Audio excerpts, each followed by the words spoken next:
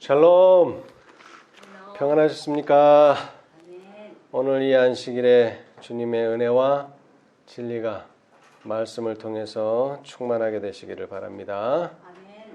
자, 우리 이사야서의 한 말씀을 보겠습니다. 이사야서.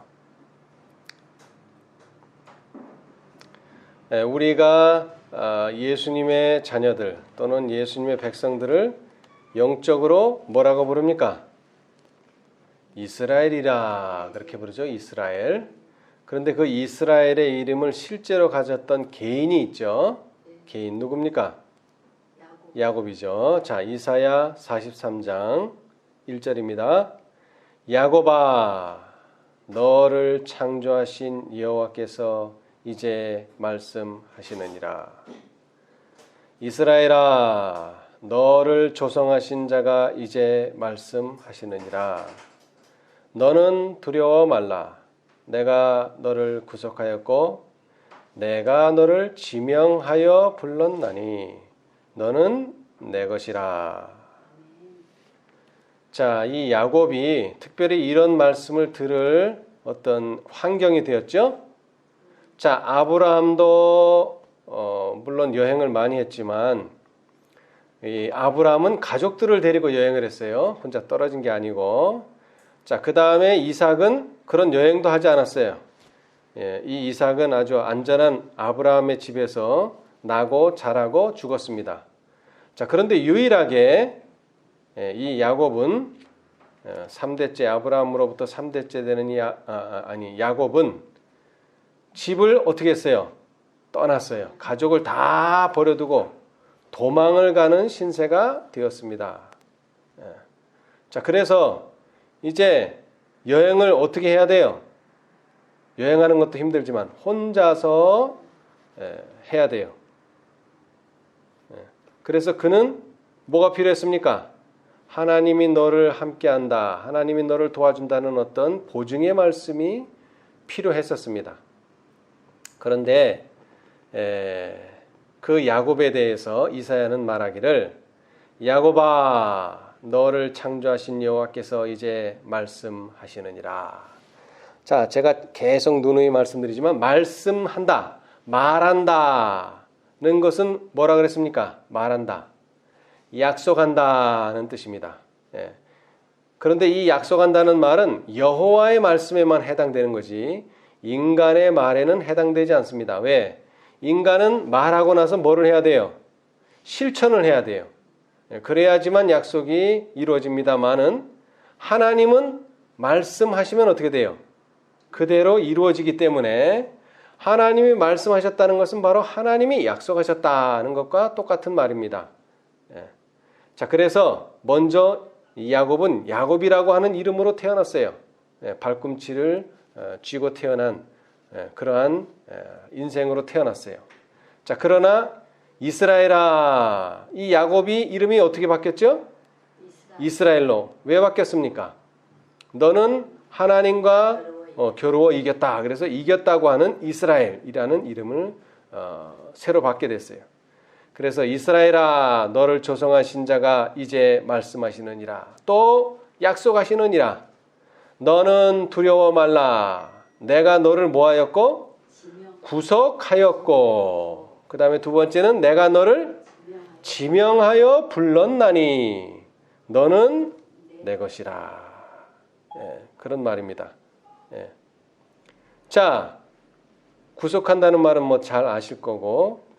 자, 그 다음에 중요한 것이 내가 너를 뭐하여? 지명하여 불렀다. 자, 지적했다는 거예요. 지적. 근데 명이라고 하면 이제 이름을 불렀다는 뜻인데, 자, 저는 특별히 지명했다는 말을 계수하셨다라는 말로 한번 생각을 해보고자 합니다. 계수하셨다. 계수. 하나님께서 너를 세어 넣으셨다. 자, 그래서 성경에서 계수라는 말이 어디에 제일 처음 나오는가 선구사전을 찾아봤더니 출애굽기에서 제일 먼저 나옵니다. 출애굽기. 자, 우리 출애굽기를 한번 보겠습니다. 출애굽기 30장, 출애굽기 30장. 자, 출애굽기 이제 곧 이스라엘은 어디로 갑니까? 애굽을 떠나서 가나안으로 여정을 시작하게 되겠죠. 자, 그런데 이 출애굽기에 보시면은 출애굽기 30장 12절. 내가 이스라엘 자손의 수요를 따라 조사할 때에 조사받은 각 사람은 그 생명의 속전을 여호와께 드릴지니 이는 그 계수할 때에 그들 중에 온역이 없게 하려 함이라. 자, 제가 민수기서에 한 말씀을 또 불러드렸는데, 자, 우리 민수기서를 한번 봅시다. 민수기. 자, 민수기서는 뭐라 그랬죠? 백성민자의 숫자를 나타내는 수. 그래서 백성들의 수를 세는 기록이 바로 뭐라 그랬습니까? 민수기죠. 그래서 1장에서부터 내용이 뭐냐? 이스라엘 자손이 애굽 땅에서 나온 후 제2년 2월 1일에 여호와께서 시내 광야 회막에서 모세에게 일러 가라사대 너희는 이스라엘 자손의 모든 회중 각 남자의 수를 그들의 가족과 종족을 따라 그 명수대로 계수할지니. 여기서 계수가 나오죠. 예. 자, 그런데 이 계수는 무엇을 위한 계수였습니까? 3절에 보니까 이스라엘 중 20세 이상으로 싸움에 나갈 만한 모든 자를 너와 아론은 그 군대대로 계수하되. 자, 이 계수는 군대를 형성하기 위해서, 군대가 얼마나 되는지 파악하기 위해서 하는 계수예요. 자, 그런데 성경에 제일 처음으로 나온 계수는 뭐를 위한 계수입니까? 출애굽기 30장은. 자, 출애굽기 30장 12절. 내가 이스라엘 자손의 수요를 따라 조사할 때에 조사받은 각 사람은 그 생명의 속전을 여호와께 드릴지니. 자, 뭐를 위해서 계수합니까? 뭐를 위해서 계수해요? 그 생명의 속전을 내기 위해서. 이제 뒤에 읽어보면 나와요. 생명의 속전을 여호와께 드릴지니 이는 그 계수할 때에 그들 중에 온역이 없게 하려 함이라. 자, 그래서 생명의 속전을 왜 내느냐? 뭐를 없게 하려고? 그들 중에 온역이 없게 하려고 한다 그랬어요. 온역. 자, 온역은 글자 그대로 해석하면은 뭡니까? 질병이나 어떤 병입니다. 병. 그런데 이 히브리어가 원어가 네게프라 하는 원어인데 이 네게프는 몇 가지의 단어로 해석이 됐어요. 번역이 됐어요. 제일 먼저 여기에 나온 것처럼 온역으로 번역되는 경우도 있고요. 온역. 그 다음에는 비슷한 말 연병, 병으로 번역되는 경우도 있는데 제일 많이 번역된 것은 재앙이라 그랬습니다. 재앙이라고 번역됐어요. 자, 그 성경절을 한번 보면은요. 자, 출애굽기 12장. 앞쪽으로 넘어가세요. 출애굽기 12장 13절. 내가 애굽 땅을 칠 때에 그 피가 너희의 거하는 집에 있어서 너희를 위하여 표적이 될지라. 내가 피를 볼 때에 너희를 넘어가리니 무엇이 너희에게 내려? 재앙이 너희에게 내려 멸하지 아니하리라. 여러분, 사실 이스라엘 백성이 순순히 바로가 놓아줬습니까? 근데 왜 놓아줄 수밖에 없었어요? 재앙이 내렸어요. 10가지 재앙. 그 중에서도 특별히 10번째 재앙, 지금 읽어드린 출애굽기 12장 13절은 몇 번째 재앙을 말합니까? 바로 그 마지막 재앙. 장자가 죽는. 자, 9가지 재앙에는 물론 사람이 해를 받기는 했지만 직접적으로 사람을 죽게 하는 재앙이 아닙니다. 그죠? 뭐 피가 된다고 어려움은 당하긴 하지만 또 죽는 사람도 있겠지만 직접적으로 사람을 죽인 건 아니에요. 그런데 10번째 재앙은 직접적으로 사람이 죽었습니다. 그것도 장자가. 뭐하지 않은 장자가 죽어요. 장자라고 다 죽는 건 아니고 피를 바르지 않은 가정의 장자는 죽습니다. 다시 말하자면 속죄하지 않은 가정의 자녀는 장자는 죽습니다. 자, 그런데 뭐를 지불하면요? 속전을 지불하면 지금 출애굽기 30장은 그것을 말하는 겁니다. 자, 개수, 사람 수를 세기는 세는데 왜 센다고요? 그 생명의 속전을 지불하기 위해서 수를 세는 것입니다. 그래서 이 생명의 속전을 지불하면 뭐가 없어요? 온역 또는 재앙이 없게 하려는 것입니다. 수를 세는 목적이. 자, 13절 그래서 출애굽기 30장 13절 무릇 개수 중에 드는 자마다 성소의 세겔대로 반 세겔을 낼지니 한 세겔은 20게라라. 그 반 세겔을 여호와께 드리면 어떻게 됩니까? 뭐를 안 받아요? 재앙을 받지 않습니다. 자, 그런데 여기서도 수 세는 사람들은 자격이 똑같습니다. 자, 14절. 무릇 개수 중에 드는 자, 곧 20세 이상 된 자가 여호와께 드리되. 자, 여기도 마찬가지죠. 민수기하고 똑같아요. 민수기도 군대를 세는데 몇 세 이상이죠? 20세 이상.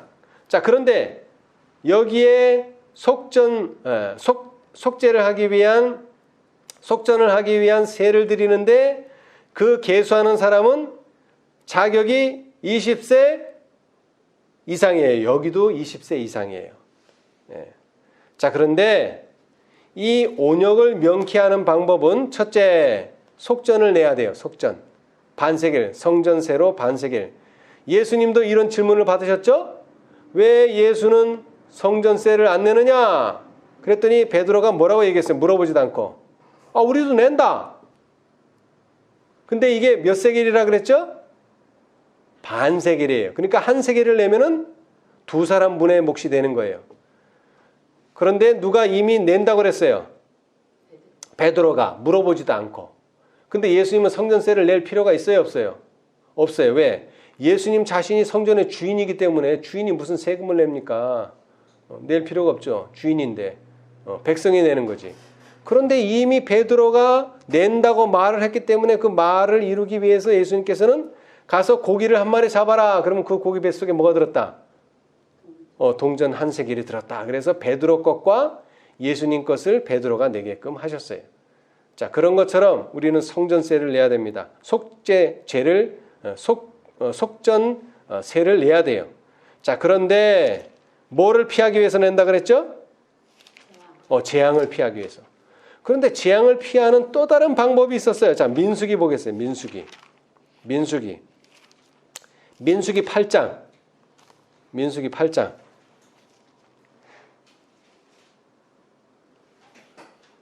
민수기 8장 19절. 민수기 8장 19절. 내가 이스라엘 자손 중에서 누구를 취하여? 레위인을 취하여 그들을 아론과 그 아들들에게 선물로 주어서 그들로 회막에서 이스라엘 자손을 대신하여 봉사하게 하며 또 이스라엘 자손을 위하여 속죄하게 하였나니. 자, 사실 속전세는 왜 받습니까? 자, 성소를 관리하려면 뭐가 들어요?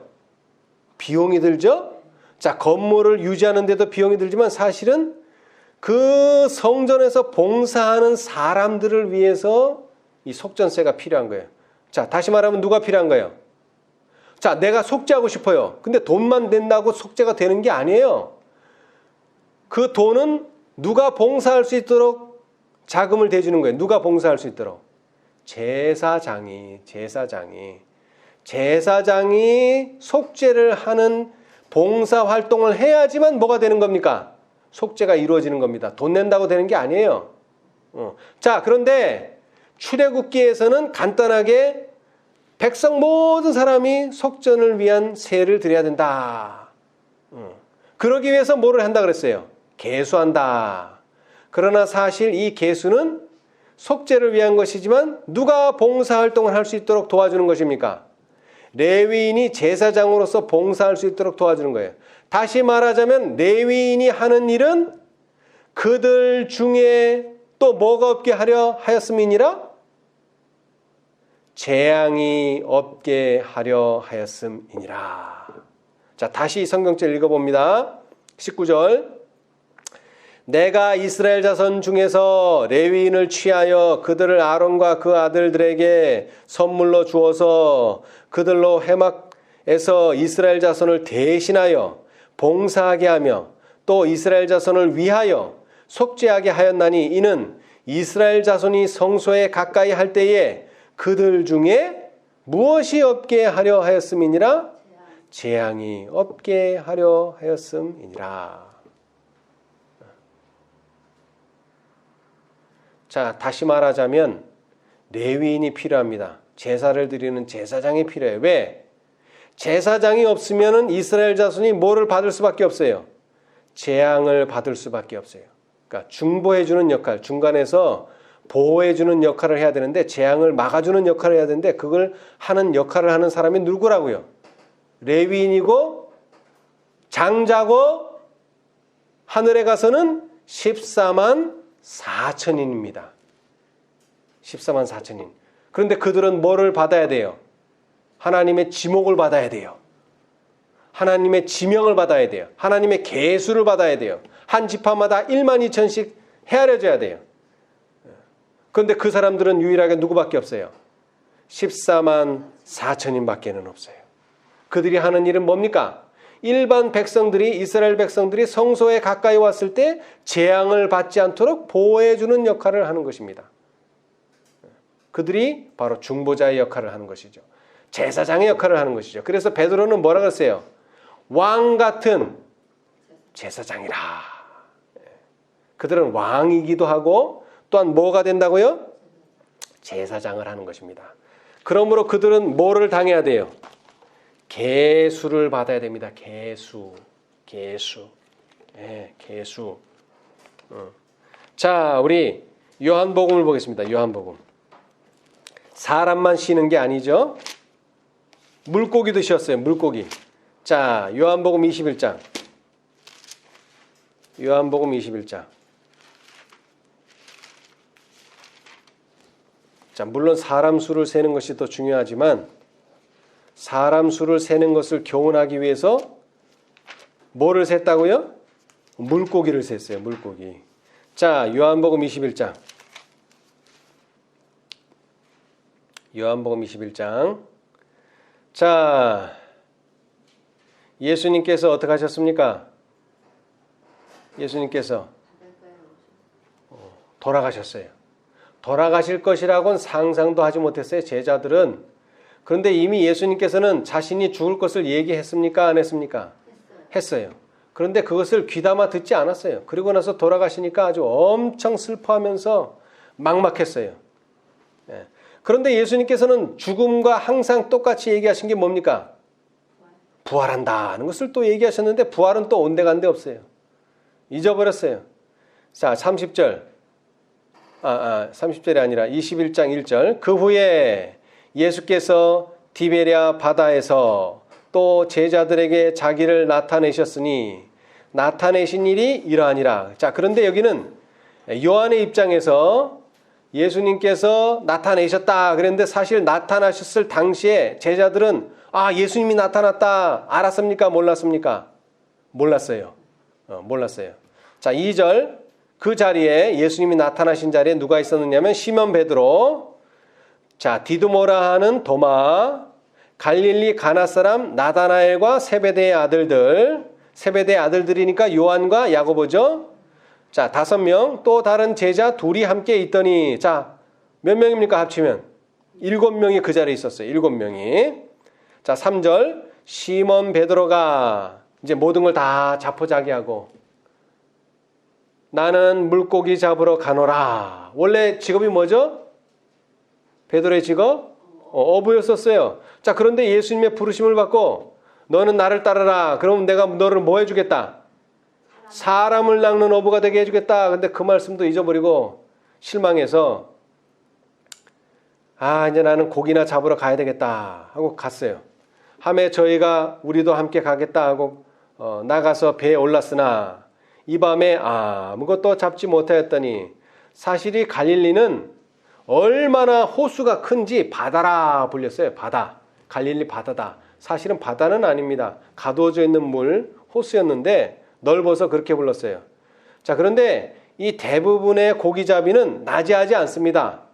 왜 낮이하지 않느냐면 고기들이 밤에만 수면 가까이로 오지 낮에는 환한 때는 수면 위로 안 와요. 자기도 잡힐 걸 아니까. 그래서 항상 밤에만 어부들은 밤에 주로 낚시를 합니다. 그물로 고기를 잡아요. 그래서 베드로는 자기의 경험을 맞추어서 자기의 경험대로 밤에 나가서 아무리 그물을 던져도 한 마리를 잡았다고요? 한 마리도 못 잡았습니다. 이 밤에 아무것도 잡지 못하였더니 자, 실망했어요. 예수님한테 실망했어요. 자, 이제 자기 직업으로 돌아갔는데 자기 직업도 자기를 또 뭐하게 만들어요? 실망하게 만들어요. 한 마리도 안 잡혀요. 자, 그리고 이제 점점 날이 새어 갈 때에 예수께서 바닷가에 서셨으나 제자들이 예수신 줄 알지 못하는지라. 5절 예수께서 이르시되 얘들아, 사실 얘들아가 아니죠. 거기 고기 잡는 사람들 이렇게 했죠. 너희에게 고기가 있느냐? 자, 고기 좀 잡았습니까? 그러니까 뭐라고 대답했어요? 아이고, 하나도 못 잡았습니다. 자, 그럴 때 6절 예수님께서 가라사대 그물을 배 오른편에 던지라. 그리하면 얻으리라 하신데 이에 던졌더니 자, 그 말은 그물을 어디로 던졌다는 거예요? 배 오른편에. 자, 여기는 배 오른편이라고 표현했는데 시대의 소망에는 그 배 오른편이 어느 편이라 그랬어요? 예수님이 계신 편이 오른편이에요. 예수님이 배 오른편에 계셨어요. 그러니까 예수님 편으로 던졌어요. 누구를 보면서 던졌을까요? 저 사람이 누구지? 하면서 저 사람을 보면서 던졌을 거예요. 자, 그런데 무슨 기적이 벌어졌어요? 밤 동안에 한 마리도 잡히지 않던 고기가 날이 새어서 이제 밝아오는데 보통 때 가면 낮에는 잡히지도 않던 고기가 오히려 반대로 어떻게 됐어요? 고기가 많아. 그물을 들 수 없더라. 얼마나 많이 잡혔는지. 자, 몇 명이 갔다 그랬죠? 7명이 갔는데 그 7명이 들 수가 없어요. 7명이. 그 정도로 많이 잡혔어요. 7절 예수의 사랑하시는 그 제자가 베드로에게 이르되 주시라 하니 자, 그 고기 잡히는 현상을 보고 예수의 사랑하시는 자는 누굽니까? 이름은 없지만 그럼 베드로가 베드로한테 얘기해요? 예수의 사랑하시는 자는 요한이죠. 이 요한복음을 기록한. 자, 여태까지 베드로가 낚시의 선수인데 어부인데 여태까지 아무리 던져도 못 잡았는데 누구의 말을 듣고 모르는 어떤 사람의 말을 듣고 던졌는데 잡혔다. 그러면 누구예요? 그 사람이? 예수라는 것을 단번에 예수의 사랑하시는 자는 바로 알아본 거예요. 베드로는 아직도 몰랐어요. 그래서 요한이 누구한테 얘기했어요? 베드로한테. 야, 저분은 예수시다. 주시다. 언지를 줬어요. 그랬더니 시몬 베드로가 벗고 있다가 주라 하는 말을 듣고 겉옷을 두른 후에 바다에 뛰어내리더라. 다른 제자들은 육지에서 산 거가 불과 한 50간쯤 되므로 작은 배를 타고 고기 든 그물을 끌고 와서 육지에 올라 보니 숯불이 있는데 그 위에 생선이 놓였고 떡도 있더라. 예수께서 가라사대 지금 잡은 생선을 좀 가져오라 하신데 시몬 베드로가 올라가서 그물을 육지에 끌어올리니 가득히 찬 큰 물고기가 몇 마리라고요? 153마리라. 이같이 많으나 그물이 찢어지지 아니하였더라. 여러분, 그물이 찢어지지 않았다는 것은 무엇을 의미할까요? 자, 왜 이 의미를 보느냐 하면은 베드로가 또 물고기를 잡은 예가 있어요. 누구와 함께? 예수님과 함께. 그때는 예수님과 같이 갔었어요. 자, 그런데 이때도 베드로가 아무리 그물을 던져도 잡히질 않아요. 자, 우리 누가복음을 봅시다. 누가복음 5장.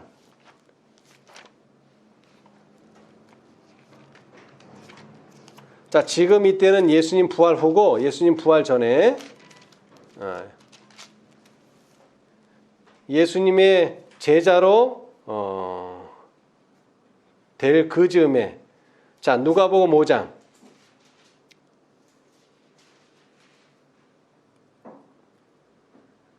자, 5장 1절. 무리가 옹이하여 하나님의 말씀을 들을새 예수는 게네사렛 호수에 서서 호숫가에 두 배가 있는 것을 보시니 어부들은 배에서 나와서 그물을 씻는지라. 예수께서 한 배에 오르시니 그 배는 시몬의 배라. 육지에서 조금 뛰기를 청하시고 앉으사 배에서 무리를 가르치시더니 말씀을 마치시고 베드로에게 이르시되 깊은 데로 가서 그물을 내려 고기를 잡으라. 자, 이것도 마찬가지예요. 여러분, 깊은 데에 그물을 내려서 고기를 잡을 수 있을까요? 없을까요? 깊은 물에다가. 이거 쉽지 않습니다. 쉽지 않아요. 예. 자, 그 다음에 지금 이 상황은 아까도 말했지만 밤이 아니에요. 자, 물고기는 언제 잡는다고요? 주위가 어두워져야 돼요. 어두워져야 돼. 그 다음에 그렇게 깊은 데로 가면은 잡기가 쉽지 않아요. 그런데 깊은 데로 가서 뭐하라 그랬어요? 그물을 내려 고기를 잡으라. 그랬더니 시몬 베드로가 뭐라고 얘기했습니까? 5절에 시몬이 대답하여 가로되 선생이여 우리들이 밤이 맞도록 수고를 하였으되 얻은 것이 없지만은 뭐에 의지하여? 말씀에 의지하여 내가 그물을 내리리이다. 그리고 그물을 쫙 내렸더니 어떻게 됐어요? 고기를 애운 것이 심이 많아. 이번엔 어떻게 됐다고요? 그물이 찢어지는지라. 그래서 아까 찢어지지 않았다는 말이 비교되는 거예요. 자, 지금 베드로가 예수님의 말씀을 의지해서 그물을 내렸을 때는 그물이 찢어졌어요. 그리고 이 고기가 숫자가 많아서 안 신 게 아니고 이때는 물고기를 셀 필요가 없어요. 자, 그러나 이번에는 달라요. 이번에는 그물이 찢어지지도 않았거니와 이번에는 물고기 수를 세어보았어요. 그랬더니 몇 마리라고요? 153마리다. 153마리. 자, 여기서 말하듯이, 자, 성소를 가리킵니다. 이것은 153마리는. 자, 성소의 가로가 얼마예요? 50, 세로가 100이에요. 100규빗, 50규빗이에요. 가로, 세로가 100규빗, 50규빗이에요. 자, 그 다음에 성소는 몇 칸으로 이루어져 있죠? 뭐 칸이라 그러면 좀 이상한데 세 부분으로 구분되어 있어요. 성소는. 자, 제일 먼저 성소에 들어가면 뭐가 나옵니까? 뜰이 나와요. 뜰. 그 뜰에서 또 건물 안으로 들어가면 뭐가 나와요? 성소가 나와요. 그 다음에 성소에서 또 한 칸 더 들어가면 뭐가 나와요? 지성소가 나와요. 세 칸이 나와요. 이것은 무엇을 가리킨다고요? 성소를 가리킵니다. 자, 그런데 성소가 왜 중요합니까? 성소. 자, 다시 말합니다. 이스라엘을 왜 계수합니까? 이스라엘 백성을 왜 계수했어요? 시내산에서. 성소를 짓자마자 네가 성소를 지었는데 이제 성소에서 예배를 드려야 되는데 뭐를 한 사람만 예배 드릴 수 있어요?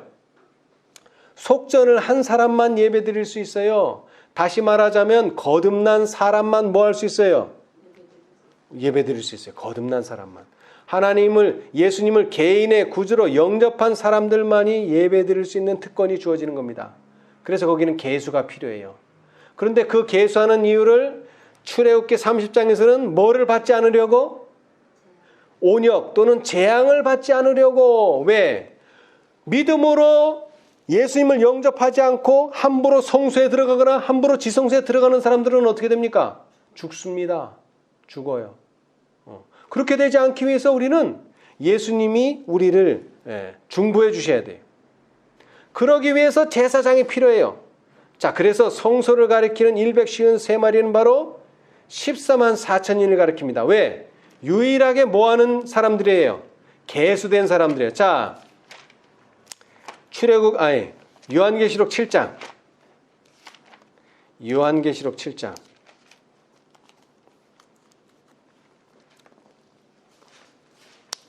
요한계시록 7장. 2일 후에 내가 1절 2일 후에 내가 네 천사가 땅 네 모퉁이에 선 것을 보니 땅의 사방에 바람을 붙잡아 바람으로 하여금 땅에나 바다에나 각종 나무에 불지 못하게 하더라.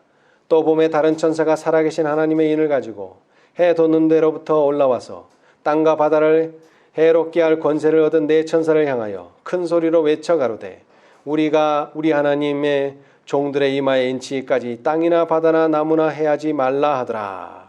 내가 입맞은 자의 수를 들으니 이스라엘 자손의 각 지파 중에서 입맞은 자들이 14만 4천이니 유다 지파 중에 입맞은 자가 1만 2천이요 르우벤 지파 중에 1만 2천이요 갓 지파 중에 1만 2천이요 쭉쭉 수를 세어 나갑니다. 이거 누구를 상징합니까? 누구를 상징해요? 14만 4천이. 자, 14장에 가보겠습니다. 14장 1절 또 내가 보니 보라. 그래서 봤어요. 자, 14장 1절. 자, 뭐가 있어요? 봤더니 뭐가 있어요? 어린 양이 보여요. 어린 양이. 근데 어디 위에 서 있어요? 시온산에 섰고. 자, 그런데 거기에는 어린 양만 있는 게 아니에요. 그 시온산에. 또 누가? 그와 함께 누가? 14만 4천이 섰는데 그 이마에 어린 양의 이름과 그 아버지의 이름을 쓴 것이 있도다. 자, 다시 말합니다. 자, 보라 그래서 봤어요. 그랬더니 누가 있어요? 첫째는 어린 양 예수 그리스도가 있고 그 옆에는 그와 함께 14만 4천. 다시 말하자면 계수를 당한 사람들이 시온산에서 예수님과 함께 뭐하고 있어요? 서 있다는 것입니다. 자, 그런데 이사야 30장. 이사야 30장. 이사야 30장.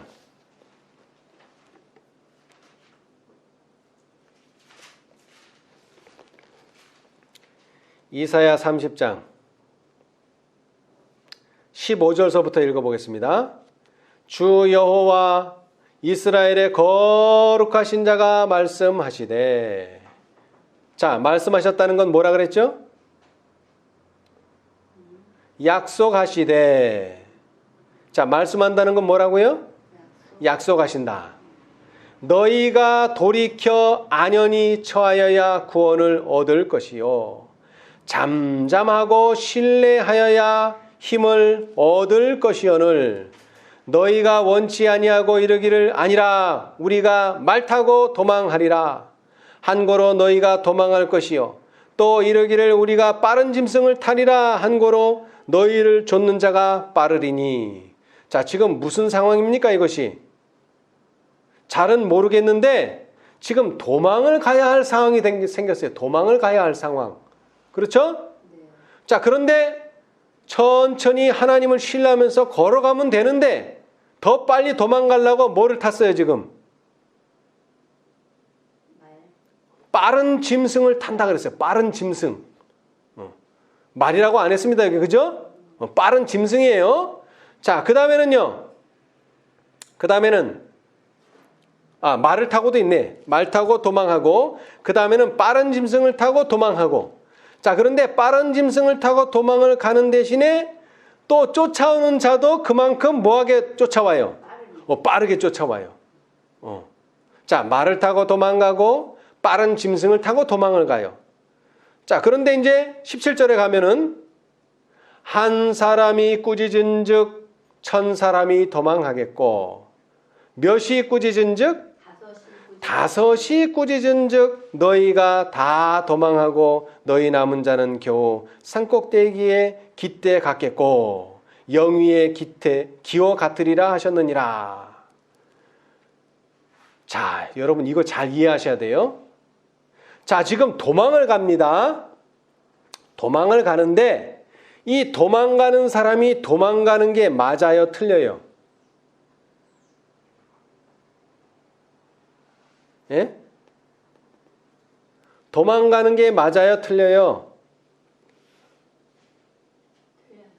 자, 도망을 가야 맞는 거예요? 도망을 가지 말아야 맞는 거예요?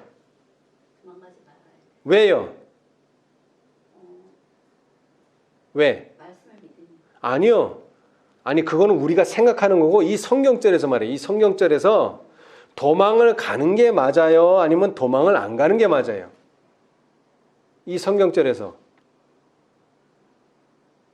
자, 16절은 보니까 뭐라 그랬어요? 도망을 간다 그랬어요. 근데 누가? 우리가 도망을 간다 그랬어요. 처음에는 뭐를 타고? 말 타고 도망가고, 그 다음에는 아니, 말 가지고는 안 되겠다. 더 빠른, 뭐 더 빠른은 없지만 하여튼 빠른 짐승을 타고 간다.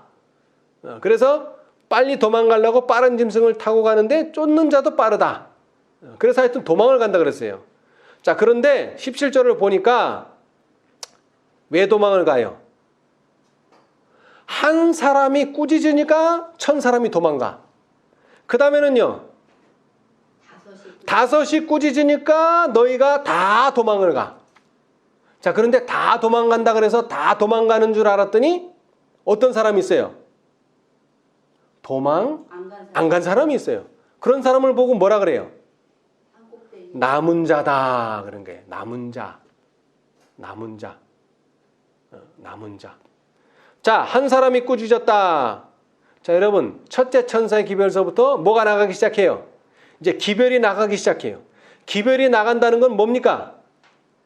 꾸짖었다는 말이에요. 꾸짖었다. 자, 한 사람도 꾸짖고 5사람도 꾸짖고. 자, 꾸짖는다는 게 무슨 뜻이냐면은, 자, 우리 계시록 14장을 보겠습니다. 꾸짖는다. 자, 여러분, 계시록 14장의 세 천사, 계시록 18장의 두 천사를 다 보면 공통점이 있어요. 공통점이 뭐예요? 이 5 천사의 공통점. 말을 한다는 것입니다. 말. 자, 우리 첫째 천사 봅시다. 6절, 또 보니 다른 천사가 공중에 날아가는데 땅에 거하는 자들 곧 여러 나라와 족속과 방언과 백성에게 전할 영원한 복음을 가졌더라. 자, 그런데 7절에 보니까 그가 큰 음성으로 가로되. 큰 음성으로 가로되. 자, 그 다음 8절 두 번째 천사. 또 다른 천사 곧 둘째가 그 뒤를 따라 뭐하되? 말하되. 자, 9절 셋째 천사. 또 다른 천사 곧 셋째가 그 뒤를 따라 뭐로? 큰 음성으로 가로되. 자, 그 다음 18장. 이일 후에 다른 천사가 하늘에서 내려오는 것을 보니 큰 권세를 가졌는데 그의 영광으로 땅이 환하여지더라. 무슨 음성으로 외쳐 가로되? 힘센 음성으로 외쳐 가로되. 자, 그 다음에 5째는 또 내가 들으니 하늘로서 뭐가? 다른 음성이 나서 가로되. 다 뭐합니까? 다 꾸짖는 거예요. 이사야는 그걸 다 표현해서 뭐라 그랬어요? 꾸짖는다 그랬어요. 그러니까 사람들이 어떻게 돼요? 그 꾸짖음을 듣고 도망을 가버려요. 그 꾸짖음을 듣고 받아들이고 남아야 되는데 다 도망을 가버려. 그냥 그 말 듣고 다 도망가버려. 첫째 천사 기별 듣고 도망가버리고, 둘째 천사 기별 듣고 도망가버리고, 셋째 천사 기별 듣고 도망가버리고, 넷째 천사 기별 듣고 도망가버리고, 다섯째 천사 기별 듣고 도망가버리고. 그런데 5 천사의 기별을 듣고 계속 남아있는 사람들이 있다는 거예요. 그죠? 5이 꾸짖은즉 너희가 다 도망하고 너희 남은 자는 겨우 산꼭대기에 깃대 같겠고 영위에 기어 같으리라 하셨느니라. 그러니까 아주 적다는 표현이에요. 아주 적다. 아주 손으로 꼽을 만큼. 산꼭대기 깃대 우리 얼마나 꽂습니까? 그렇게 많이 안 꽂아요. 그만큼 적다는 거예요. 자, 그런데 계속 읽어보겠어요. 18절. 그러나 여호와께서 기다리시나니. 여러분, 우리는 계속 말합니다. 우리 자녀들도 그래요. 예수님 곧 오신다더니 아직도 안 오셨다는 거예요, 예수님이. 자, 그런데 우리만 예수님을 기다리는 게 아닙니다. 누구도요? 예수님도 우리를 기다리고 계세요. 예수님도. 여호와께서 뭐 하시나니? 기다리시나니. 근데 예수님은 왜 기다리실까요?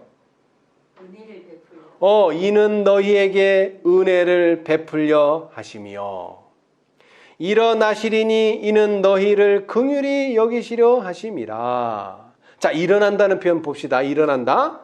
예수님께서 뭐를 던지고요? 향로를 던지고 일어나셔서 뭐 한다 그랬어요? 제사장복을 벗어버리시고, 그러니까 다 이뤘다고 하시고 왕의 옷을 입으시고 재림하십니다. 자, 일어나시리니 이는 너희를 긍휼히 여기시려 하심이라. 대저 여호와는 공의의 하나님이심이라. 무릇 그를 기다리는 자는 복이 있도다. 자, 우리만 기다리는 거 아닙니다. 예수님도 기다리시는데 특별히 성소로 보면은 뭐를 기다리고 계세요 지금? 14만 4천인의 수가 차기를 예수님도 학수고대하고 계세요. 그래서 그 수가 차기를 예수님과 같이 기다리는 자는 복이 있도다. 자, 19절. 시온에 거하며 예루살렘에 거하는 백성아, 너는 다시 통곡하지 않을 것이라. 그가 너의 부르짖는 소리를 인하여 내게 은혜를 베푸시되 들으실 때에 내게 응답하시리라. 자, 다시 얘기합니다. 계시록 14장에서 보라 그랬더니 누구를 봤어요? 누구를 봤죠? 어린 양과 그와 함께하는 14만 4천인. 근데 그 사람, 그 예수님과 14만 4천인이 어디에 서 있다고요? 시온산. 자, 그런데 19절에 여기도 보니까 시온에 거하며 예루살렘에 거하는 백성아, 너는 다시 통곡하지 않을 것이라. 그가 너의 부르짖는 소리를 인하여 내게 은혜를 베푸시되 들으실 때에 내게 응답하시리라. 자, 여러분, 우리의 모든 소원과 우리의 모든 애통함이 언제 끝나게 될 것입니까? 우리가 구원받는 그날. 더 이상은 뭐가 없어요? 눈물이 없겠고 통곡이 없어질 것입니다. 그렇죠? 네. 자, 그런데 어디에 있는 자들이 그렇게 된다는 거예요? 시온에 거하며 예루살렘에 거하는 백성들이. 자, 그런데 그들이 시온에 거하고 예루살렘에 거하기 위해서 그들이 한 행동이 뭡니까? 한 사람이 꾸짖을 때 도망가지 않고 5사람이 꾸짖을 때 도망가지 않는 것인데, 그것을 다르게 표현하면 이런 거예요. 20절. 주께서 너희에게 환난의 떡과 고생의 물을 주시나. 여러분, 남아있는다는 게 쉬운 일이 아니에요. 왜 쉬운 일이 아니죠? 남아있는 사람들은 무슨 떡과 무슨 물을 먹어요? 환난의 떡과 고생의 물을 마셔요. 왜? 이것을 주셨다 그랬어요. 어디에 있는 사람에게? 시온에 거하며 예루살렘에 거하는 백성들에게. 자, 다시 말하자면 시온에 거하고 예루살렘에 거하는 자들은 고생을 한다. 환난을 당한다. 그런 뜻입니다. 뭐 별 뜻이 아니라. 자, 그런데 주시나. 자, 여러분, 이런 환난과 고생을 어떻게 견뎌냈을까요? 어떻게 견뎌냈을까요? 자, 그 다음 나와요. 내 스승은 다시 숨기지 아니하시리니. 내 눈이 내 스승을 볼 것이며. 여러분, 자, 제자들이 왜 실망했어요? 예수님이 눈에서 사라져버렸어요. 돌아가셨어요. 자, 그 다음에 부활하신다 그랬는데 그거 기억도 안 나요. 그 다음에 고기를 잡았는데 누가 나타나셨어요? 고기 잡을 때에 예수님께서 나타나셨어요. 스승이 나타나셨어요. 스승이, 선생님이. 그랬을 때 얼마나 기뻤습니까? 그죠? 예, 마찬가지예요. 우리가 환란의 떡을 먹고 이 시대에 1844년부터 예수님이 오신다 하시면서 아직도 170년이 지났는데 안 오셨어요. 그러는 동안 하나님의 백성들, 시온에 거하고 예루살렘에 거하는 백성들은 환란의 떡을 먹고 고생의 물을 마셨어요. 그러나 그들이 그러한 환란과 고생을 이길 수 있었던 이유는 그들의 눈에 스승을 발견하게 되었기 때문입니다. 그 진리가 뭐예요? 인치는 기별이요. 그 진리가 14만 4천인 진리예요. 자, 21절. 이제 스승이 계시면서 이 진리가 우리를 인도하는 겁니다. 자, 왜 진리가 우리를 인도해 가느냐? 예수님께서 뭐라고 말씀하셨어요? 요한복음 14장. 요한복음 14장은 무슨 장이죠? 너희는 마음에 근심하지 말라. 하나님을 믿으니 또 나를 믿으라. 내가 가는 곳에 그 길을 너희가 알리라. 근데 그 길을 누가 가르쳐줘요? 예수님이. 왜? 나는 14장 6절. 나는 뭐요? 길이요.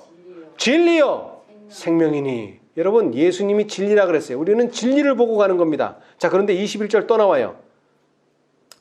이사야 30장 21절 우리가 계속 읽어왔는데 너희가 우편으로 치우치든지 좌편으로 치우치든지 여러분 우리가 천사들의 기별을 듣기는 하지만 어떤 때는 우리 스스로 잘못 가는 경우도 있어요. 좌편으로 치우칠 때도 있고 우편으로 치우칠 때도 있어요. 그럴 때마다 누가 나타나요? 내 뒤에서 말 소리가 내 귀에 들려 이르기를 뭐라고 말합니까? 이것이 정론이 너희는 이리로 행하라. 자, 윌리엄 밀러가 어디로 갈지 갈팡질팡할 때 첫째 천사가 하나님께서 첫째 천사를 통해서 뭐라고요? 이것이 정론이 이리로 행하라. 그래서 첫째 천사의 기별을 따르게 됐어요. 자, 그런데 또 가다가 또 길을 잃었어요. 좌로나 우로나 치우치게 됐어요. 그랬을 때 또 뒤에서 음성이 둘째 천사의 음성이 뭐라고 얘기했어요? 이것이 정론이 너희는 이리로 행하라. 그래서 또 길을 찾았어요.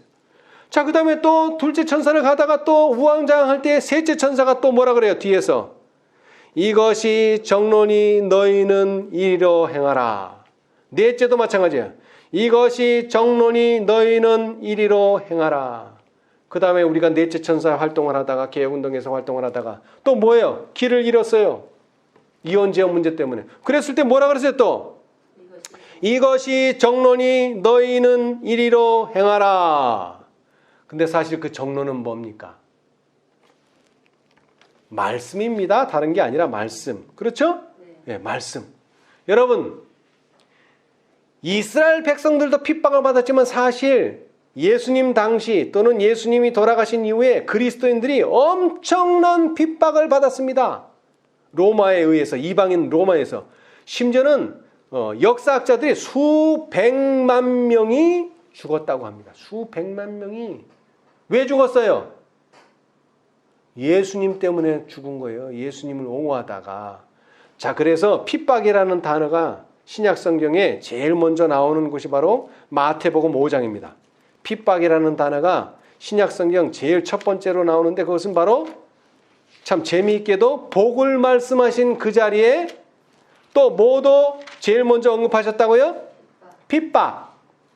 5장 10절. 5장 10절. 이것이 신약 성경에 나오는 최초의 핍박입니다. 의를 위해. 자, 그런데 핍박을 왜 받아요? 의를 위할 때에 뭐를 받게 돼요? 핍박을 받게 돼요. 자, 그러나 약속은 뭡니까? 복이 있나니 천국이 저희 것임이라. 아멘. 자, 그 다음에 11절. 나를 인하여. 자, 10절은 의 때문에 핍박을 받았는데, 자, 이번에는 누구 때문에? 뭐 때문에? 나를, 예수님 때문에 나를 인하여 너희를 욕하고 핍박하고 거짓으로 너희를 거스려 모든 악한 말을 할 때에는 너희에게 복이 있나니 기뻐하고 즐거워하라. 하늘에서 너희 상이 큼이라. 그러셨어요. 자, 의 때문에 우리가 핍박을 받아요. 그 다음에 예수님 때문에 우리가 핍박을 받아요. 자, 그 다음에는요, 마태복음 13장. 세 번째. 마태복음 13장에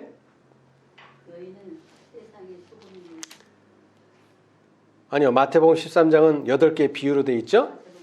네, 마태복음 13장. 마태복음 13장 21절. 자, 거기에는 밭이 나와요. 그죠? 밭이.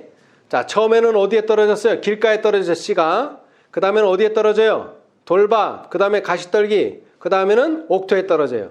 자, 그 중에서 그 21절. 그 속에 뿌리가 없어 잠시 견디다가 말씀을 인하여 환난이나 핍박이 일어나는 때에는 곧 넘어지는 자요. 그랬어요. 자, 핍박이 무엇 때문에 옵니까? 핍박이 무엇 때문에 와요? 말씀을 인하여 환난이나 핍박이 일어납니다, 여러분. 그럴 때 뭐가 없으면은요? 뭐가 없으면은? 뿌리가 없으면은 넘어진다는 거예요, 뿌리가. 자, 그럼 뿌리가 뭐예요? 물론 믿음은 믿으면 말씀이 있어야 돼, 말씀이. 왜? 말씀 때문에 환난과 핍박이 오니까. 그것을 놓아버리는 순간, 왜냐하면 이거를 붙들고 있는 이상 계속 환난과 핍박이 오니까 이것 때문에 온다고 해서 말씀을 놓아버리는 순간 뭐가 돼버려요? 우리는 넘어진다. 여러분, 사도 바울이 고린도서에서 무엇을 강조했습니까? 가장 강조한 게 뭐예요? 고린도서에서. 이 고린도 교회는 뭐가 많은 교회입니까? 문제가 아주 엄청나게 많은 교회예요. 교리적으로도 그렇고 뭐 인간관계도 그렇고 여러 가지 아주 복잡한 우상 숭배니 뭐니 아주 골치가 아픈 교회예요. 자, 그런데 그 교회를 어떻게 평정하고 그 교회를 어떻게 하나님께서 쓰실 수가 있습니까? 사랑이 존재한다면, 하나님의 백성들이 사랑한다면 이 모든 문제는 해결됩니다. 그렇죠? 그래서 고린도전서 13장이 아주 유명한 장이에요. 뭐 이건 개신교인이나 천주교인이나 재림교인이나 누구나 다 이 장은 다 받아들일 수 있는 장이에요.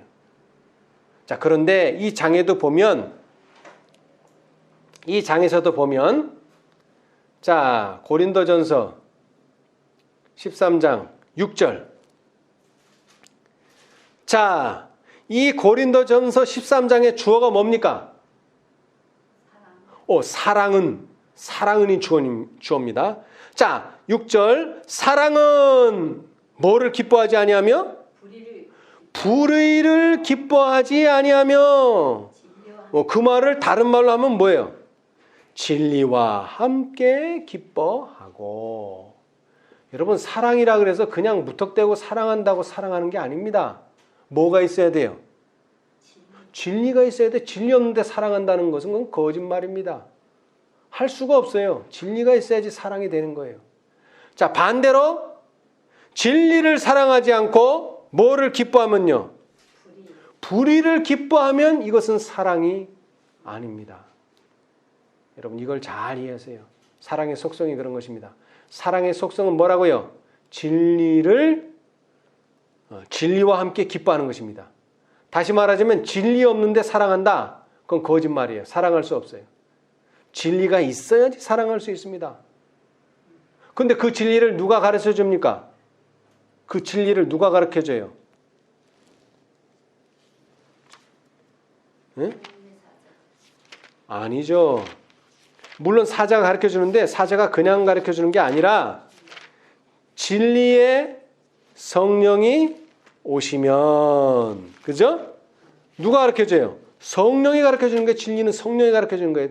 다시 말하자면 진리가 있다는 말은 성령이 있다는 말이에요. 왜? 진리를 가르쳐 주는 게 성령이기 때문에. 그리고 더 나아가서는 성령이 진리입니다. 자, 요한일서 5장.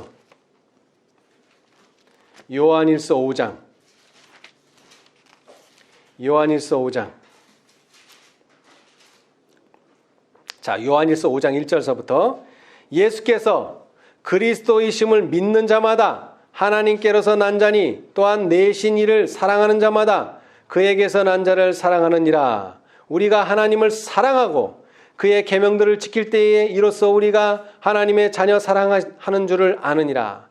하나님을 사랑하는 것은 이것이니 우리가 그의 계명들을 지키는 것이라. 그의 계명들은 무거운 것이 아니로다.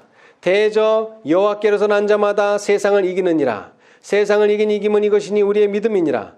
예수께서 하나님의 아들이심을 믿는 자가 아니면 세상을 이기는 자가 누구뇨? 이는 물과 피로 임하신 자니 곧 예수 그리스도시라. 물로만 아니요 물과 피로 임하셨고 증거하는 이는 성령이시니 성령은 뭐니라? 진리니라.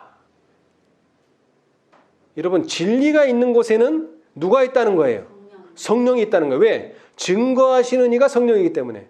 그런데 그 성령이 있다는 말은 곧 성령 자신이 진리이기 때문에 성령이 가르치시면은 그것은 다 진리만 가르치게 돼 있어요. 그래서 요한복음에도 진리의 성령이 오시면 너희를 뭐 한다 그랬어요? 가르친다 그러지 않았습니까? 우리를 가르치고 우리가 배울 때에 우리가 뭐가 되는 거예요? 사랑할 수 있는 사람이 되는 것입니다. 더 나아가서 이 시대 1844년에 우리가 진리를 인해서 뭐를 당할 수 있어요? 말씀을 인해서 핍박을 받을 수 있어요. 왜 핍박을 받아요? 여러분 아까도 말했지만 한 사람이 말할 때에 꾸짖을 때 왜 사람들이 도망갑니까? 핍박하니까 도망가는 거예요. 핍박 안 하고 잘 대해주는데 왜 도망을 갑니까? 도망갈 이유가 없죠. 그런데 그 첫째 천사의 기별을 받아들이는 순간 그 기별을 받아들이지 않은 사람들이 어떻게 합니까? 핍박하기 시작합니다. 그때서부터는 이제 핍박이에요. 자, 셋째 천사도 마찬가지입니다. 셋째 천사가 되는 순간 셋째 천사의 기별을 거절한 첫째와 둘째 천사가 뭐를 하기 시작합니까? 이제 핍박하기 시작합니다. 자, 넷째 천사도 마찬가지입니다. 넷째 천사의 기별을 받아들이는 순간 넷째 천사의 기별을 받아들이지 않은 셋째 천사, 둘째 천사, 첫째 천사는 이제 누구를 핍박합니까? 넷째 천사를 핍박합니다. 자, 그래서 우리는 뭐 해야 합니까? 핍박을 견뎌내려면, 환난을 견뎌내려면, 고생을 감수하려면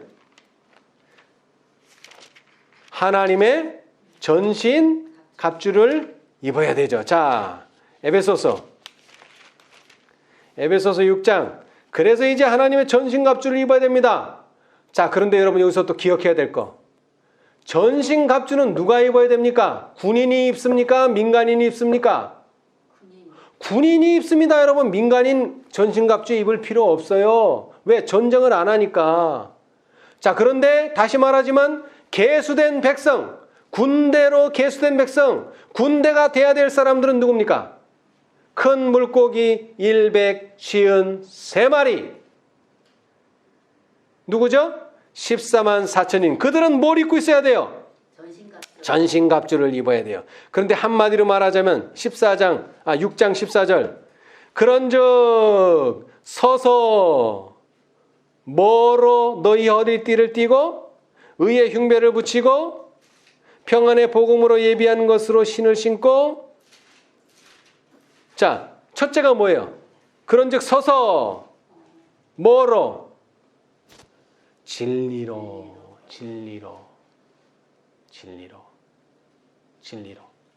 네. 이 진리가 뭡니까? 곧 현대 진리요. 이 진리가 곧 뭡니까? 14만 4천년 진리요. 이 진리가 곧 인치는 진리입니다. 이 진리가 우리를 뭐하게 만들 것입니까?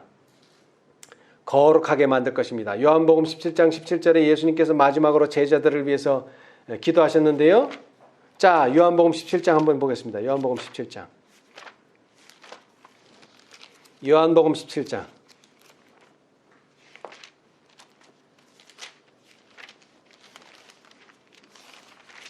요한복음 17장 1절. 예수께서 이 말씀을 하시고 눈을 들어 하늘을 우러러 가라사대 아버지여 때가 이르렀사오니 아들을 영화롭게 하사 아들로 아버지를 영화롭게 하게 하옵소서 라고 기도가 시작됩니다. 자, 그 다음에 17절. 저희를 진리로 거룩하게 하옵소서. 아버지의 말씀은 진리니이다. 아버지께서 나를 세상에 보내신 것 같이 나도 저희를 세상에 보내었고 또 저희를 위하여 내가 나를 거룩하게 하오니 이는 저희도 진리로 거룩함을 얻게 하려 함이니이다. 아멘. 이 진리가 보관된 곳이 바로 교회입니다. 이 교회를 통해서 하나님께서 일하십니다. 여러분, 사단이 누구한테 분노합니까? 사단이 누구한테 분노해요? 군대에게 분노합니다. 군인에게 분노하는 게 아니에요. 개인에게 분노하는 게 아니에요. 뭐에게 분노한다고요? 군대, 교회. 자, 계시록 12장. 용이 누구에게 분노하여? 내려가서? 돌아가서? 자, 17절. 요한계시록 12장 17절. 용이 누구한테 분노했습니까? 용이 누구한테 분노했어요? 여자에게 분노했어요. 여자에게. 여자. 나한테 분노한 게 아니에요. 개인한테 분노한 게 아니에요. 교회에게 분노합니다. 교회. 왜? 교회가 뭘 가지고 있으니까? 진리를 가지고 있으니까. 특별히 무슨 진리? 현대 진리. 다섯째 천사의 기별. 왜? 다섯이 꾸짖었다 그랬으니까. 그랬는데도 이 사람들은 도망을 안 갔어요. 꿋꿋하게 남아 있어요.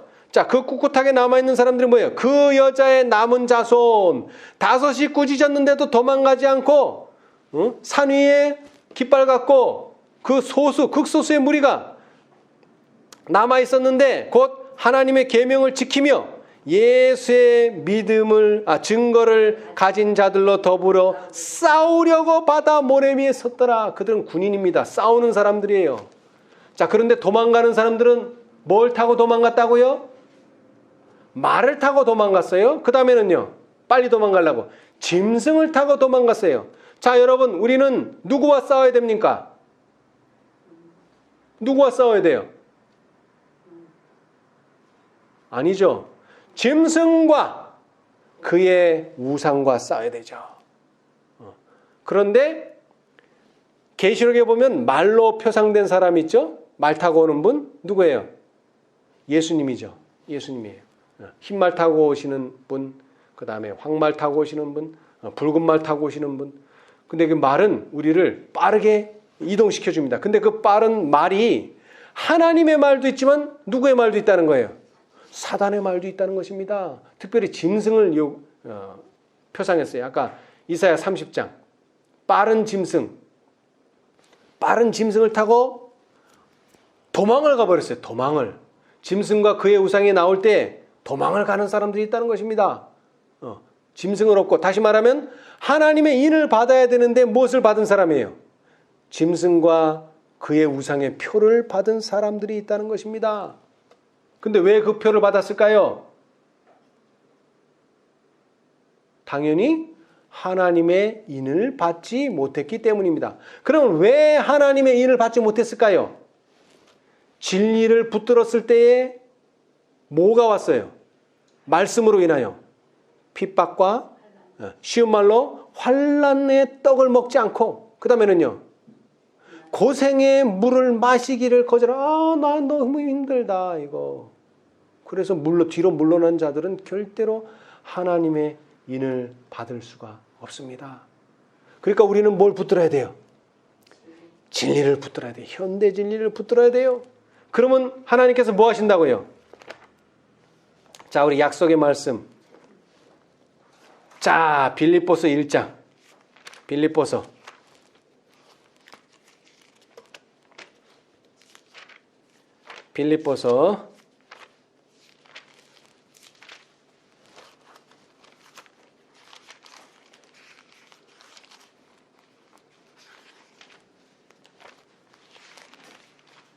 자, 빌립보서 1장. 빌립보서 1장.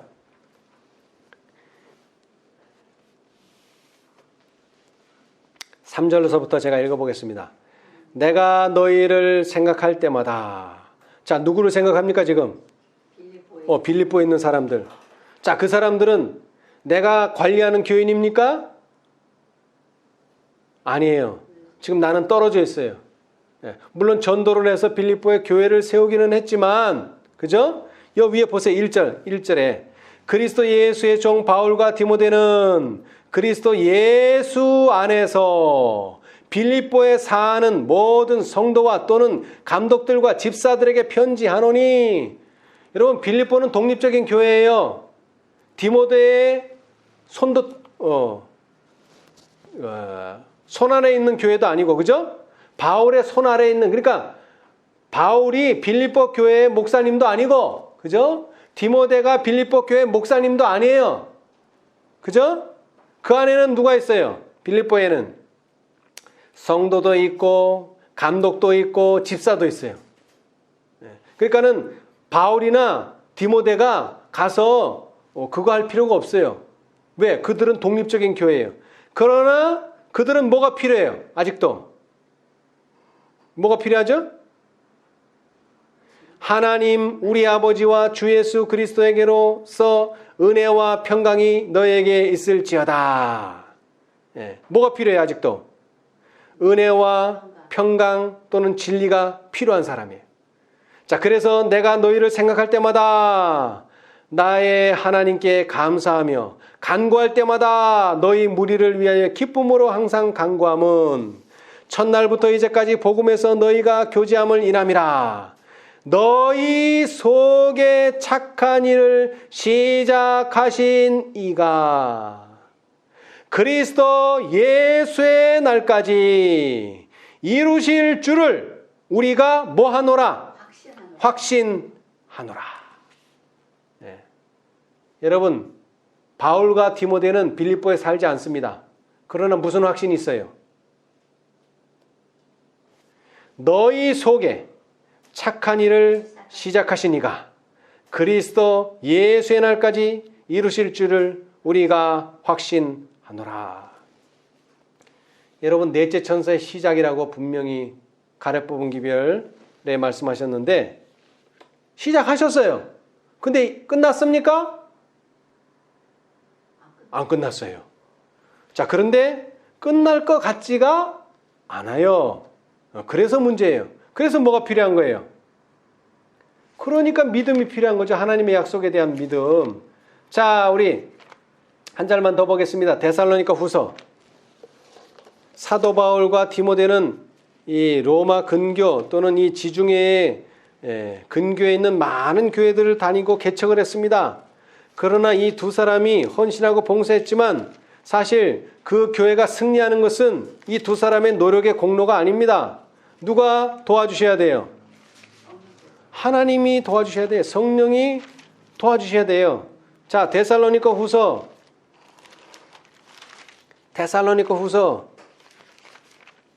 1장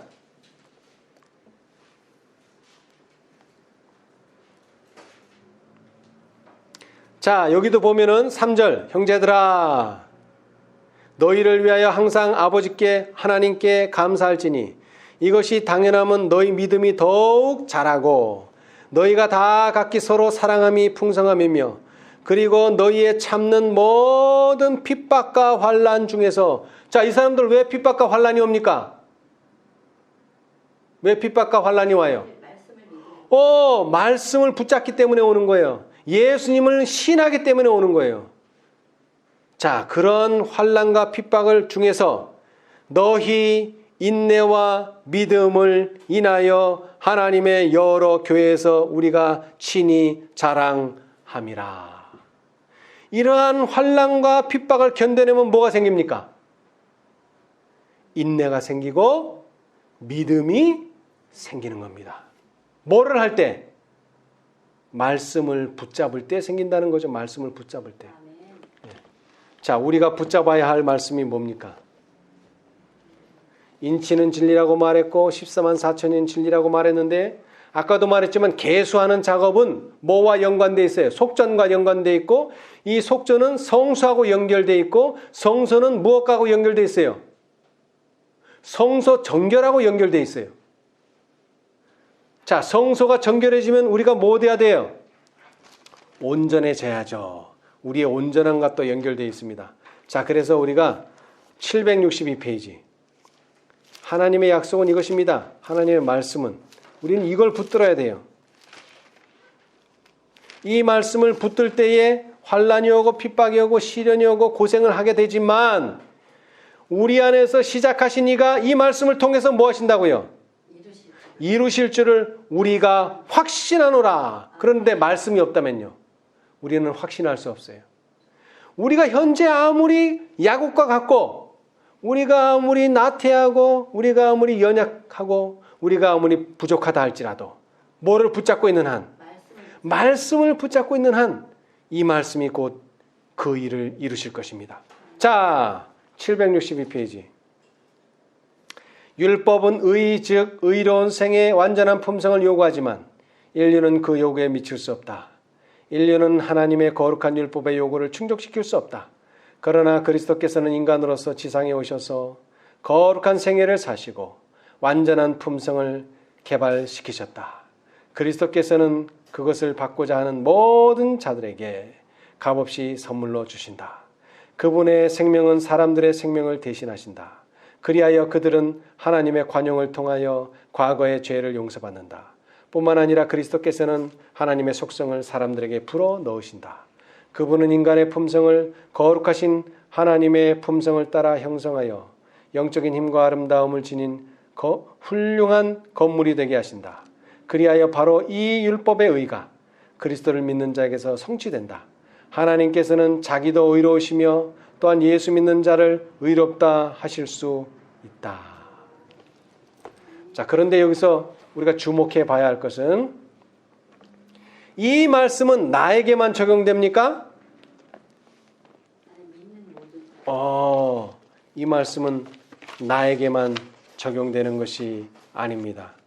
누구에게도 적용됩니까? 하나님의 모든 백성들에게 적용됩니다. 자, 그래서 우리 민수기 8장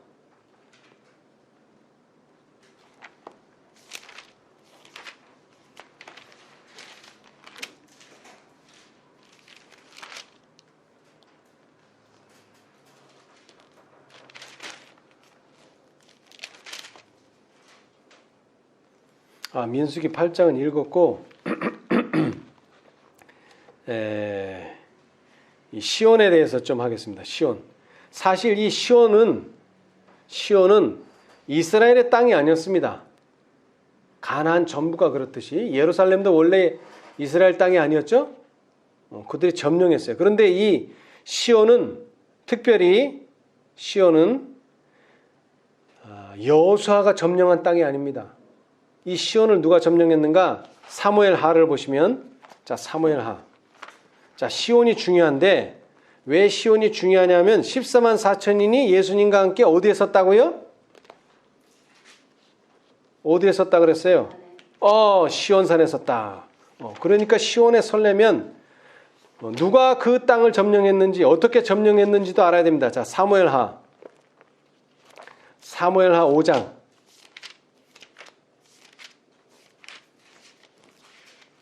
사무엘하 5장. 그런데 이 성은 아주 난공불락의 여수였었어요. 아무도 그 성을 점령하기가 매우 어려웠습니다. 너무나 견고한 성이어서. 자, 사무엘하 5장 6절. 거기 제목이 뭡니까? 제목. 예루살렘을 점령함. 예루살렘을 점령했어요. 그러니까 누가 점령했다는 거예요? 다윗이. 그런데 사실 다윗이 한 게 아닙니다. 자, 6절. 왕과 그 종자들이 예루살렘으로 가서 그 땅 거민 여부스 사람을 치려하며 그 사람들이 다윗에게 말하여 가로되 내가 이리로 들어오지 못하리라. 소경과 절뚝발이라도 너를 물리치리라 하니 저희 생각에는 다윗이 이리로 들어오지 못하리라 함이나. 자, 이 땅 시온산은 예루살렘 성 안에 있는데요. 이 시온산은 원래 누구의 땅이었습니까? 여부스 사람 땅이었어요. 여부스. 거기 나오죠. 여부스. 여부스. 근데 이 성이 얼마나 견고한지 지금 여기 다윗이 이 정도 나올 정도 되면 자 골리앗도 물리쳤어요. 그 다음에 누구도 물리쳤어요. 블레셋도 물리쳤어요. 그러니까 이 주위에 가나안 땅 주위에 사는 사람들이 다윗이 장수라는 거 알아요? 몰라요? 잘 알죠. 그런데 뭐라고 얘기했어요? 혹평했어요. 야 소경과 절뚝발이라도 너한테 이긴다. 그 정도로 이 성이 뭐하다는 거예요? 견고하다는 거죠. 자 7절 다윗이 시온 산성을 빼앗았으니 그런데 그 시온 산성을 어떻게 했다고 다윗이? 빼앗았어요. 그래서 이름을 뭐로 바꿨어요? 다윗성이라. 자 그런데 그것을 어떻게 뺏었는가 봅시다. 8절 그날에 다윗이 이르기를 누구든지 여부스 사람을 치거든 수구로 올라가서 다윗의 마음에 미워하는 절뚝발이와 소경을 치라 하였으므로 속담이 되어 이르기를 소경과 절뚝발이는 집에 들어오지 못하리라 하더라. 다윗이 그 산성에 거하여 다윗성이라 이름하고 말로에서부터 안으로 성을 둘러싸으니라. 만군의 하나님 여호와께서 함께 계시니 다윗이 점점 강하여 가니라. 자, 사실 여기에는 자세한 내용이 나오지 않았는데 그 다윗의 부하들이 어디로 들어갔느냐면 이 성이 너무나 견고해가지고 거기 수구라고 돼 있죠. 8절에 수구. 이 성이 봉쇄를 딱 당하면 쳐들어갈 수는 없는데 뭐가 고갈돼요? 봉쇄를 해버리면 물과 식량이 고갈돼요. 그래서 식량은 항상 비축해 두었는데 물은 그렇게 비축해 놓을 수가 없었어요. 물은 액체이기 때문에. 그래서 그 물을 끌어오기 위해서 수로를 팠어요. 수로. 땅속으로. 그런데 그 수로로 누가 들어갔어요? 다윗의 부하들이 들어가서 점령한 거예요. 마치 무엇과 같습니까? 바벨론이 견고한 성이죠? 엄청 견고한 성이에요. 그래서 뭐 했어요? 그날도 망하는 날 그날도 술 마시고 있었어요. 술 마시고. 이 바벨론 성을 누가 감히 쳐들어오느냐. 근데 거기도 어떻게 됐어요? 수로를 막아버리고 물길에 사람이 들어가서 결국 바벨론을 점령했죠. 똑같은 원리입니다. 여러분, 하나님의 백성들은 시온산에 서야 돼요.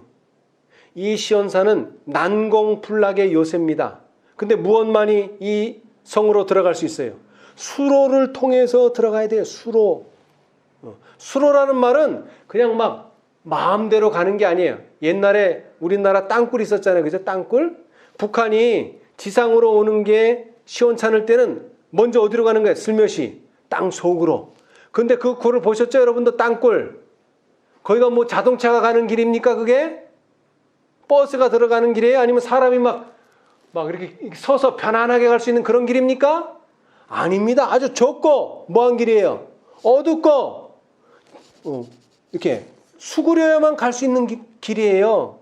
다시 말하자면 환난의 떡과 고생의 물을 마시지 않는 자는 절대로 시온산에 설 수가 없습니다.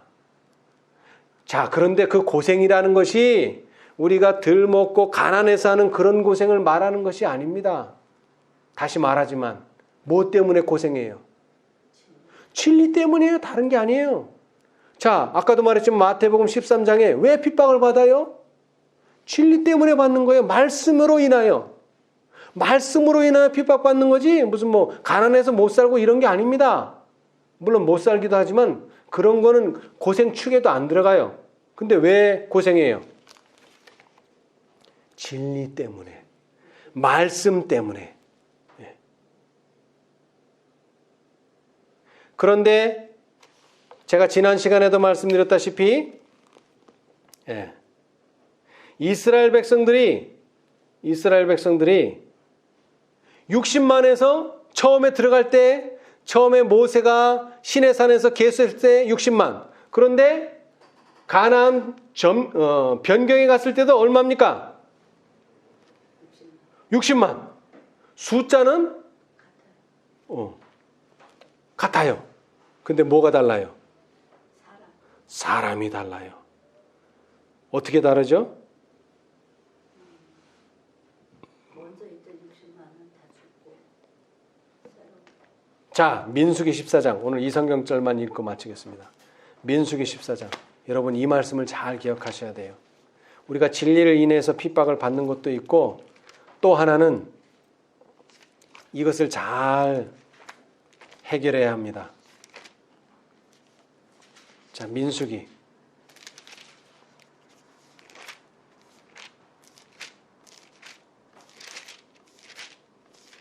14장.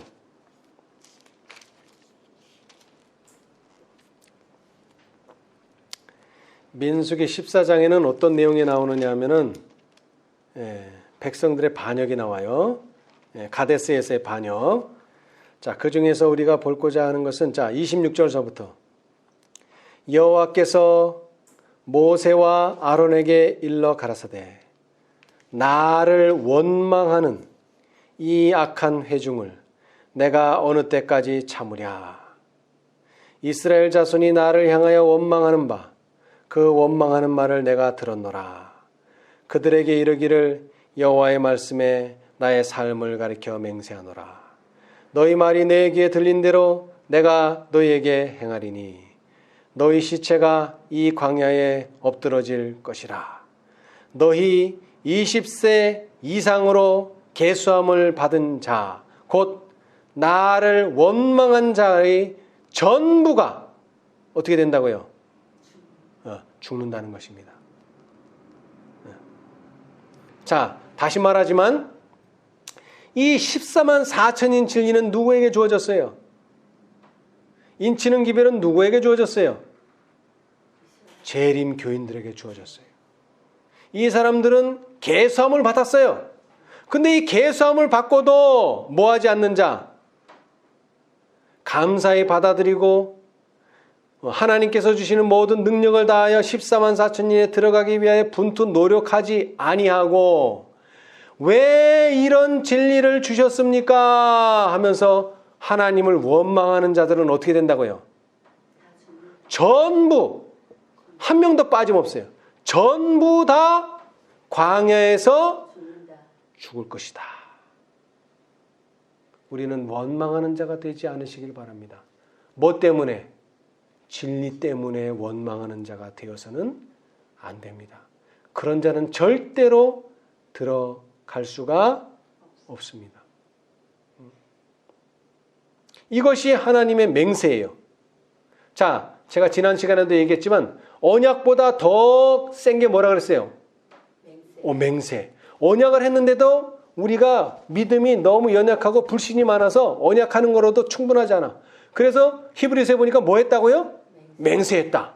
근데 그 맹세가 우리를 가나안 땅에 들여보내주는 그런 맹세해야 하는데 오히려 진리를 부인하고 진리 때문에 내가 이렇게 됐다고 원망하는 자들은 결단코 자, 좀 더 읽어봅시다. 29절 너희 시체가 이 광야에 엎드러질 것이라. 너희 20세 이상으로 계수함을 받은 자 곧 나를 원망한 자의 전부가 여분네의 아들 갈렙과 눈의 아들 여호수아 외에는 내가 맹세하여 너희로 거하게 하리라. 한 땅에 결단코 들어가지 못하리라. 아멘. 우리는 이런 원망하는 자가 되지 않으시길 바랍니다. 그리고 진리를 확실하게 붙들게 되시기를 바랍니다. 그러면 이 일을 시작하신 이가 주 재림하시기 전에 그 일을 마치실 것을 확신한다 그랬습니다. 우리가 이 믿음을 가지고 하나님께서 우리에게 주신 진리를 꼭 붙잡는 여러분과 제게 되기를 간절히 바라면서 말씀 마치겠습니다. 감사합니다. 하늘에 계시는 감사하신 저희들의 아버지, 오늘날 당신의 백성들을 위하여 귀한 진리를 첫째로부터 다섯에 이르기까지 계속 끊임없이 증거해 주셨사오니 감사합니다. 한 사람이 꾸짖은즉 천 사람이 도망하고 다섯 사람이 꾸짖은즉 모두가 도망했다고 했습니다. 주님, 그러나 그들 가운데 남은 자가 있음을 인하여 감사합니다. 이제 그 남은 자는 용이 여자에게 분노하여 내려가서 그 여자의 남은 자손과 싸우려고 바다 모래 위에 섰다고 했습니다. 이제 그들은 짐승과 그의 우상과 싸울 자들입니다. 결코 도망하는 자들이 아닙니다. 그러나 주님이시여 우리의 성정은 이러한 싸움을 감당하기에 부족합니다. 주님 도와주셔서 우리가 당신의 싸움을 감당할 수 있는 믿음 허락하여 주시고 다섯 사람의 그 꾸짖음, 그 다섯 천사의 기별을 감당할 수 있는 저희가 되게 하여 주시옵소서. 그러기 위하여 우리가 환난의 떡과 고생의 물을 마실 수밖에 없습니다. 그러나 이러한 환난과 고생 가운데라도 우리의 스승을 보내주셨사오니 감사합니다. 우리 뒤에서 속삭이는 그 음성, 이것이 정론이 이리로 행하라 하는 음성의 귀를 기울이게 해주시고 그 예수님의 보내신 사자들의 음성을 따라 우리가 하나님의 정로를 행할 수 있는 저희 모두가 되도록 축복하여 주시옵소서. 그리하여 예수 어린 양과 함께 시온산에 설 수 있는 14만 4천인의 자리에 우리 모두 들 수 있도록 또한 축복하여 주시옵소서.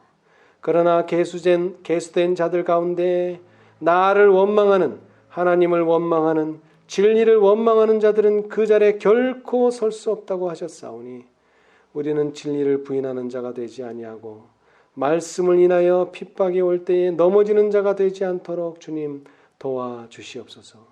뿐만 아니라 생활의 염려와 여러 가지의 염려로 인하여 우리에게 주어진 특권을 등한히 하는 자가 또한 되지 않도록 주님 도와주시옵소서.